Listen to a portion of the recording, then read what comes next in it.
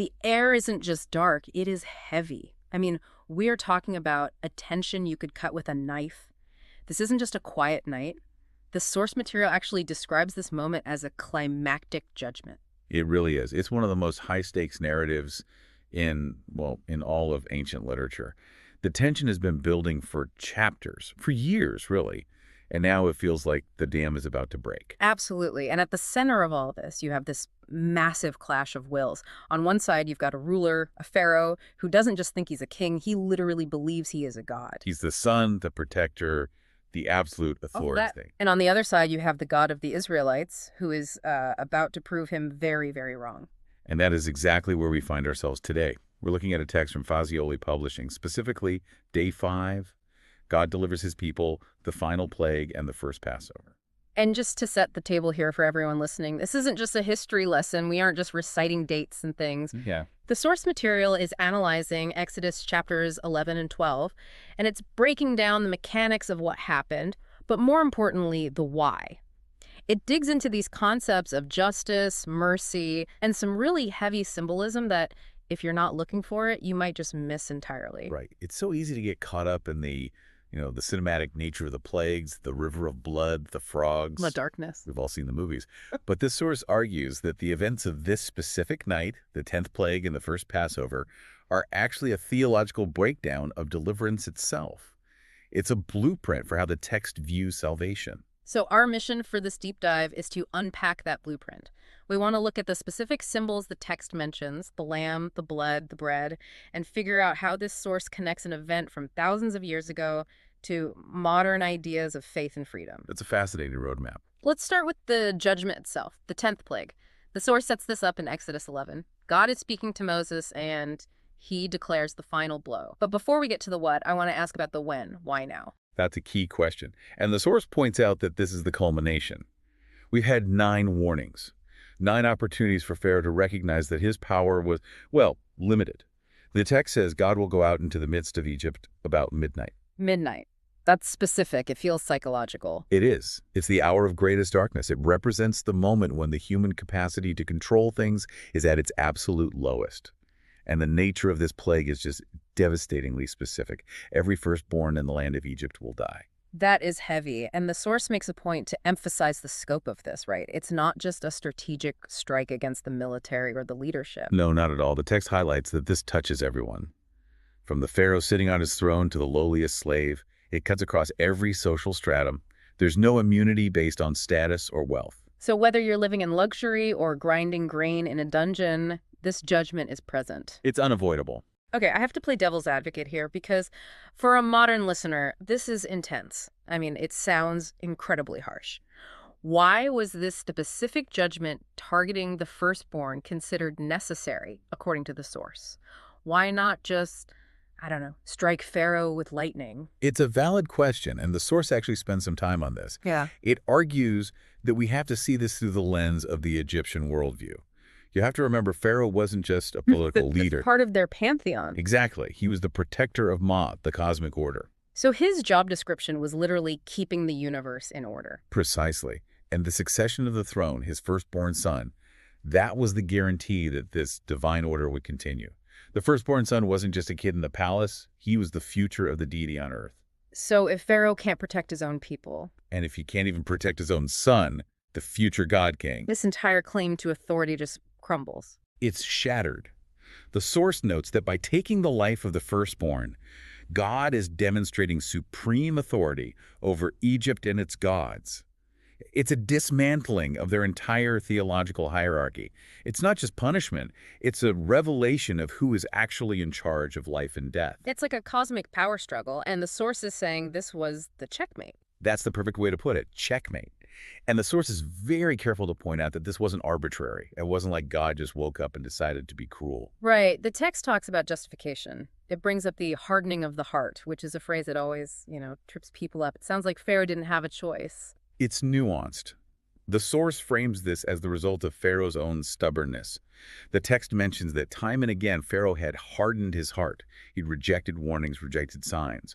So the source argues this final act was the only thing that would finally break Egypt's defiance. It was a consequence. So it's the culmination of a long series of rejections. It wasn't the first move. It was the last resort after 9 other attempts to get his attention. Exactly. The hardening of the heart led to this moment where that defiance had to be broken completely. So that's the judgment side of the coin, the dark side of the narrative. But then the source pivots. And this is where it gets really interesting for me, because right in the middle of this disaster narrative, we get, well, a survival guide. We do. We shift from Exodus 11 to Exodus 12. And the source calls this section the first Passover, God's faithfulness in protection. And what stands out to me is the timing. These instructions happen before the plague hits. Yes, that is so crucial. It's not a reaction, it's preparation. The source emphasizes that God is instituting a ceremony. This wasn't just a one-time safety measure like hide in the basement until the storm passes. No, this was the institution of something meant to be repeated for generations. It's almost like they were creating the memorial for the victory before the battle had even been won. That's a great insight. It required them to believe the victory was inevitable. They were planning the anniversary party before the event even happened. Let's look at the specific instructions because the source breaks them down into 3 main symbols. And honestly, for a modern listener, these can seem a bit archaic. Let's decode them. The first one is the lamb. Right. The instruction was that each household had to select a lamb, but not just any lamb. It had to be without blemish. Without blemish. The source focuses heavily on that phrase. It symbolizes purity. You couldn't just grab the sick sheep or the one with the limp. Or the one you were planning to get rid of anyway. It had to be something of value. It cost them something. It had to be perfect. Yeah. And here is where the source makes a massive theological jump. It connects this ancient lamb to the New Testament. This is the typology we talk about sometimes. Exactly. Typology is just a fancy word for when something in history acts as a shadow or a preview of something greater to come. And the source explicitly links this requirement of a pure lamb to Jesus Christ, referencing John 1:29, referring to Jesus as the Lamb of God. So the argument is that the purity of the animal in Egypt was a foreshadowing. That's the argument. The source says it points forward to a future figure who would take away the sins of the world, just as this lamb played a role in saving the people in Egypt. It's this idea of an innocent substitute. The lamb dies so the firstborn doesn't have to. Exactly. That brings us to the second symbol, which is probably the most visual and visceral one, the blood. The painting of the blood. The instruction was to take the blood of that specific lamb and paint it on the doorposts and the lintel, the frame of the house. And the promise attached to that is iconic. When I see the blood, I will pass over you. It's the defining sentence of the event, hence the name Passover. But what's fascinating here is how the source analyzes the function of the blood. What do you mean by that? Well, the source notes that this wasn't just some magic shield. It wasn't that the blood itself had supernatural chemical properties that repelled the angel of death. It describes it as a declaration of faith. Oh, I see. So it's the action of putting it there that matters. It's a public act. Right. Think about it. You are painting blood on the outside of your house. Your Egyptian neighbors can see this. It's a public statement that you believe the warning from Yahweh and you believe his promise. So by painting the door, the family is effectively saying, we trust that this specific instruction will save us. That's a cool distinction. It transforms it from a superstition into a relational act. I trust what you said. Exactly. It's obedience rooted in trust. The source implies that if an Israelite had killed the lamb but just left the blood in a bowl inside, they wouldn't have been safe.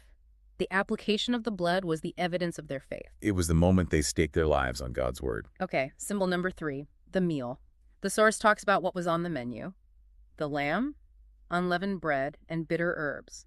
Now, I know the source breaks down the meaning of the ingredients, but I want to know about the atmosphere. Well, let's briefly touch on the ingredients because they really set the mood. You have the bitter herbs, Which symbolize their suffering in Egypt, the bitterness of slavery. It's a sensory reminder, a taste of what they are leaving behind.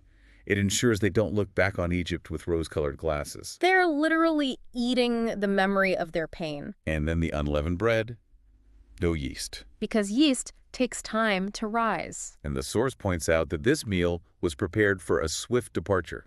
They didn't have time for that. And this brings me to the detail in the source that I found the most cinematic. It's the aha detail for me. It's not just what they ate, but how they were supposed to eat it. Yes, this is crucial. The text implies they were to eat it in haste. Like shoes on, staff in hand. Exactly. The source notes the instruction. Loins girded, which basically means belt tightened and tunic tucked in for running. Sandals strapped on. Staff in hand. They weren't lounging at a banquet table. They were standing, dressed for travel, eating fast. That paints such a vivid picture. They're eating this meal while waiting for the sound of wailing to start outside, ready to bolt the second the word comes. It symbolizes their faith that deliverance was imminent. They were so sure that God was about to act that they literally had their coats on while they ate dinner. That is confidence. I mean, how often do we pray for something but then sit around in our pajamas? They prayed for freedom and put their shoes on. That's a powerful application. It's an expectation of freedom. They weren't just hoping for a way out. They were physically preparing for it before the door even opened. So the night passes, the judgment hits, and we get to the aftermath. The source describes the result as the wailing of Egypt. It was so great that it finally broke Pharaoh. The source quotes his realization where he tells Moses, "Up, go out from among my people." He's done. He is completely done. The defiance is gone. Yeah. The cosmic power struggle we talked about at the beginning, it's over. The God King of Egypt has been humbled. Now, the source takes a step back here to synthesize what this all means. It talks about dual themes. It argues that you can't understand this story if you only look at the rescue. You have to look at the judgment too. Justice and mercy. The source argues that these two concepts, which we often think of as opposites, are woven together here. You can't separate them in this narrative. How does it define them in this context? Well, the plague represents justice. It's the righteous judgment against oppression, against the slaughter of the innocent Hebrew children years prior, and against idolatry. It's the consequence of a system that set itself up against God. Okay, so justice is the standard being upheld. Right. It's the moral balancing of the scales. But the Passover represents mercy. Even in the midst of judgment, the source highlights that God provided a way of escape. He didn't just destroy indiscriminately. He offered a specific path for survival for his people. And this is where the source builds that theological bridge we mentioned earlier. We talked about the lamb pointing to Jesus, but the source goes a bit deeper on the mechanism of salvation. It does. It draws a direct parallel. It says, the Israelites were saved by the blood of the lamb. That was their shield from physical death and judgment in Egypt. So the parallel for the modern believer is, The source argues that, in Christian theology, believers are redeemed by the blood of Christ. so just as the physical blood on the doorpost shielded the Israelite family. The source asserts that Christ's sacrifice shields the believer from spiritual judgment. It secures freedom from sin and death, just as the Passover secured freedom from Pharaoh and slavery. It's a direct correspondence. Yeah, it's framing the Exodus not just as a political liberation, but as a prototype for spiritual salvation. It really changes how you read the Old Testament. It makes the whole thing feel like one continuous story rather than disconnected episodes. Yes, that's the core argument, that the deliverance from Egypt was a physical foreshadowing of a spiritual deliverance. The source is essentially saying you can't understand the New Testament fully without understanding this night in Egypt. Now, as we move toward the end of our deep dive, the source pivots to application. Because it's one thing to understand the theology of a lamb 3,000 years ago, but it's another thing to know what to do with it on a random Tuesday morning in 2026. It poses some challenging questions for us. One of them is about trust, and specifically, trusting the method. Right. It asks us to consider, are there areas where we need to trust that God is working, even when methods seem difficult or timing feels delayed? That's a tough one, because in the story, the Israelites waited a long time, and the method, painting blood on doors, waiting for a plague, that's a difficult method to wrap your head around if you're living through it. Absolutely. It wasn't a sword uprising. It wasn't a diplomatic treaty. It required sitting in the tension. And the source suggests that modern listeners might be in a similar place, waiting for a breakthrough, not understanding the method, but being asked to trust. It's that idea of, I don't understand the plan, but I trust the planner. Which is much easier said than done. But the source points to the Passover as evidence that the unusual method was effective. The source also brings up the challenge of memory, and I think this is where the deep dive really lands for me today. This is significant. The Israelites were told to remember this. God didn't just say, okay, you're free, go enjoy your life. He established a ritual. He said, do this every year. Generational memory. Yes. The source notes that the Passover wasn't just for the people in the room that night. It was a story to be told to children who weren't even born yet.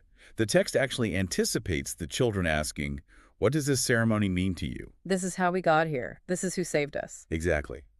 The source parallels this with the modern call to remember Christ's sacrifice. It draws a line between the Jewish instruction to teach the Passover and the Christian call to proclaim salvation. It's about keeping the gratitude alive. It's fighting against amnesia because we are so prone to forget, aren't we? We are. We forget the crisis the moment the crisis is over. Once the adrenaline fades, we go back to normal. Speaking of gratitude, the source ends on that note. It calls the reader to live in gratitude for deliverance and emphasizes the importance of sharing that salvation with others. It's the idea that if you've been rescued, you don't just walk away. You remember it and you tell people about the rescue. You become a witness to it. So, what does this all mean for us? We've gone from the midnight judgment in Egypt through the tense preparation of the meal all the way to the morning of freedom. It's a journey from oppression to liberation, mediated by a specific act of faith. It shows us that judgment is real, but so is mercy. And it shows that true freedom often requires a step of obedience that looks risky to the outside world. It's a lot to process. It is. But if I had to leave you with one thought deeply rooted in this text, it would be about that concept of generational teaching we just touched on. Go on. The source emphasizes that the Passover was designed to be a story told to children. It was a built-in mechanism to stop them from forgetting, a tangible memorial, something you could eat, smell, and see. So the question for the listener is, If the Passover was a memorial designed to keep a memory alive, what memorials or habits do you have in your own life? When you have a moment of deliverance or a moment where things turned around, do you have a way to mark that? Or does it just fade into the background? that is a great question. How do we keep our own stories of gratitude from disappearing into the fog of busyness? Exactly. Because if you don't memorialize it, you eventually forget it. Mhm. And if you forget where you came from, you lose sight of where you're going. Well, that gives us plenty to think about. I'm certainly going to be thinking about my own memorials and maybe whether I need to eat my next meal with my shoes on, just in case. Always be ready. Thank you so much for joining us on this deep dive into the final plague and the first Passover. It's been a fascinating look at an ancient text with some very modern implications. A pleasure to be here. We'll catch you on the next deep dive. Stay curious.